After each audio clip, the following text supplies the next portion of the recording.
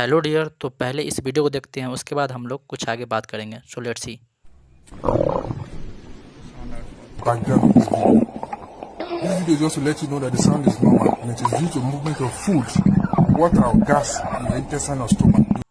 तो ये साउंड आपने अक्सर सुना होगा अपने पेटों में। तो ये साउंड होता क्या है कि गैस या लिक्विड या कोई खाना हमारे इंटेस्टाइन के थ्रू जाता है तो आवाज़ करता है, जिसे हम पेरिस्टेलिसिस कहते हैं, जो डाइजेस्टिव ट्रैक होता है, ठीक ना, स्मूथ मसल्स होता है, इसके थ्रू जो जाता है खाना तो साउंड ऐसा करता है। कंसर्न की बात तब होती है जब ये ज़्यादा साउंड करता है और दर्द करता है या वॉमिटिंग होता है, डायरिया, कंस्टिपेशन होता है, तो कंसर्न की बात है। Thanks for watching guys.